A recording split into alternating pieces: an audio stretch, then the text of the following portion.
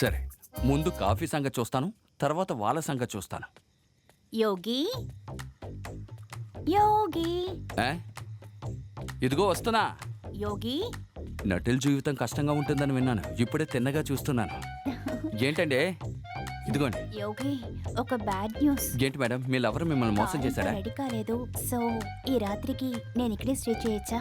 ఇది ఎవరు madam bad news అన్నారు? Good news. మీరు ఎక్కడైనా పడుకోండి, మంచం కింద ఇంకో మంచం ఉంది, అక్కడ కూడా పడుకోండి. ఇక్కడ స్టే చేయొచ్చు, కానీ ఒక చిన్న సమస్య ఉంది. నాకు చెడు అలవాటు ఉంది. ఏంటి, ఫుల్ కొట్టి నిద్రపోతారా? షాప్ మూసేస్తారుగా. నో యోగి, ఒంటరిగా పడుకున్నప్పుడు టెడీ బేర్ని కౌగిలించుకుని పడుకుంటాను. టెడీ బేర్ని కౌగిలించుకునే పడుకుంటుందంట. ఇది చెడ్డ అలవాటు ఏంటండి? మంచి అలవాటేగా. మీకు టెడ్డీ బేరేగా కావాలి? నా ముఖం ఒకసారి చూడండి.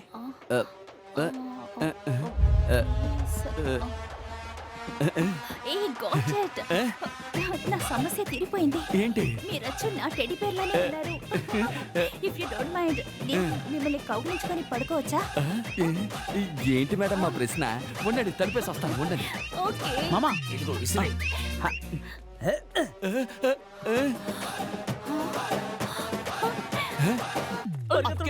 మార్గులు దిండు లోపలికి ఇసిరేశారా? అరే సూపర్ యోగి, ఆ. ఇది చాలా నాకు. Thank you so much.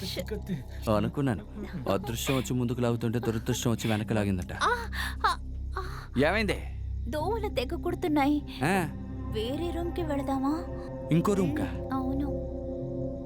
సరే రండి. ఎస్. యోగి, ఈరోజు నేను లేపకుండా ఉండను రా. నీకు వస్తూనే ఉండు. నా కళ్ళ ముందుకి ఎవడొచ్చినా సరే పొడిచి చీల్చకుండా ఉంటాను రా.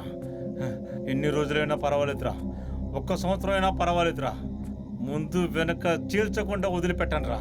రండిరా. యోగి పెళ్లి చేసుకోవడమే తట్టుకోలేకపోయాం. ఇప్పుడు ఓవియాన్ని ఎక్కడ లైన్లో పెట్టేస్తాడో అని భయపడ్డాం. అది ఏమాత్రం జరగకూడదు. అందుకనే యోగి పెళ్లి ఫోటో తీసుకొచ్చి ఓవియా కనపడేలా పెట్టాను. అయ్యో, కాంబినేషన్ చూసారా? కాకి ముక్కుకి దొండపండు. సారీ మేడం, పొరపాటుగా మీ మీద పడింది. నేను అయ్ బాబు, పుట్టిందే ఆ వచ్చేసాడు. గదిలో. ఓవియా ఎంత బాగుందో. నేను పుట్టగానే మా అవ్వ చనిపోయింది. ఆ తర్వాత ఎవరు అక్కడికి వెళ్ళలేదు. కావాలంటే మీరు వెళ్ళండి. పైన గదిలో ఏముంది? కింద ఎక్కడికైనా తిరగండి, పైకి వెళ్ళడానికి ఎవరిని అనుమతించేది లేదు. మీరు కూడా వెళ్ళకూడదు, అర్థమైందా? ఎవరా దీన్ని ఇక్కడ పెట్టింది? ఓ, నీకు మ్యారేజ్ అయిందా? నాకు ఇంకా మ్యారేజ్ కాలేదు మేడం. పంది విధవ అబద్ధం చెబుతున్నాడు దొరసాంతో. అబద్ధం చెప్తున్నారు కదా? అయింది మేడం, కానీ ఒక్కసారి. అది చెప్పడానికి ఎందుకింత సిగ్గు? జయించేయమంటారు మేడం. 80s కిడ్స్ అందరూ లెటర్స్ రాసుకుంటూ లవ్ చేశారు. 2K కిడ్స్ అందరూ ట్విట్టర్ లో లవ్ చేసుకుంటున్నారు. 90 కిడ్స్ అయిన మేము ఎలా లవ్ చేయాలో తెలియకే రోజులు గడిపిస్తాం. అందువల్ల ప్రేమ మీద నమ్మకం లేదు, పెళ్లి మీద నమ్మకం లేదు, దేవుడి మీద నమ్మకం లేదు. కానీ ఇప్పుడు నమ్మకం వచ్చింది. ఎవరి మీద? దేవుడి మీద. అయ్య బాబోయ్, వీడు మహానంటుడు రా సామె. శుభ సందర్భంగా ఒక సెల్ఫీ తీసుకుందామా? సెల్ఫీ ఏం కర్మ, రీల్సే చేసేద్దాం. రండి, మీరు ఎప్పుడో పోజిస్తారో అది ఇవ్వండి. ఏంట్రా అది? ఓయా ఓయా,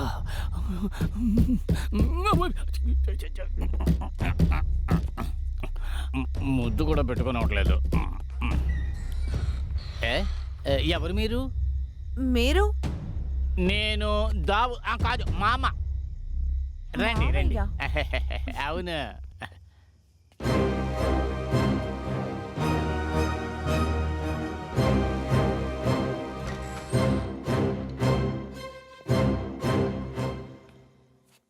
నా గురించి చెప్పడానికి చాలా ఉంది.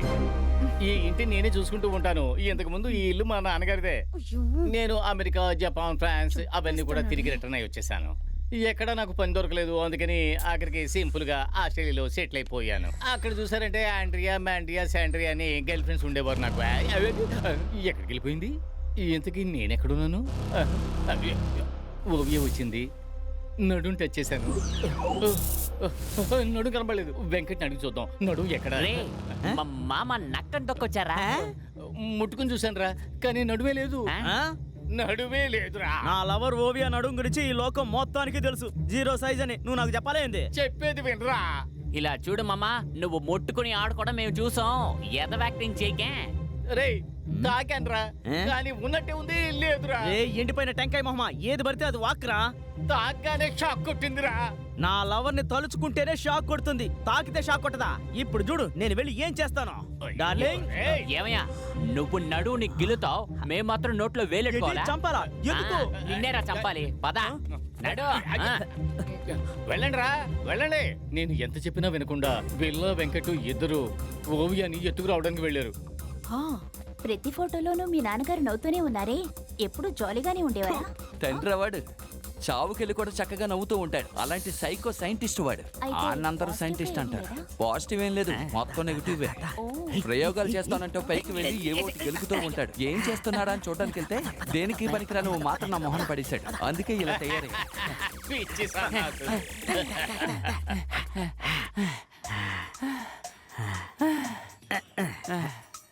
మూట విప్పిన తర్వాత తెలిసింది అది ఓవియా కాదు దెయ్యమని రేయ్ ఫిగర్ కోసం వెళ్తే బొమ్మ వచ్చింది ఇది ఎట్లా వచ్చిందిరా నీతోనే కదా ఉన్నాను నన్ను అడిగితే నాకేం తెలుసు అరే అది ఓవియా కాదురా దెయ్యం దెయ్యమైనా అందంగానే ఉంది కదా మరి ఎత్తుకురావచ్చు కదరా ఒరేయ్ మెంటల్ కేసు ఏది పడితే అది వాగమాక ఏమయ్యా జోకరో కుర్రాలమైన మేము దాన్ని బుట్టలు వేసుకుంటామని ఈర్ష నీకో నాకు ఈర్ష్య రేయ్, మీ ఎదురుగుండానే అది దెయ్యమని ప్రూవ్ చేస్తానురా దెయ్యమా ఎస్ షీజ్ ఎ గోస్ట్ ఇంతవరకు పైకి ఎవరు రాలేదా నేనే పైకెళ్ళి చాలా రోజులైంది. ఒకవేళ అలా వెళ్దాం అనుకుంటే మా అమ్మ వదిలేదు కాదు.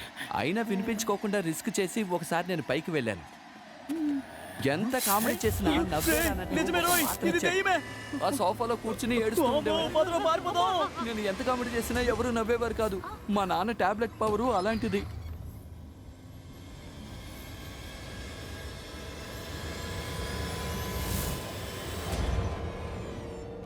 అయ్యో నా వల్ల కాల అప్పుడు నొప్పిగా ఉంది.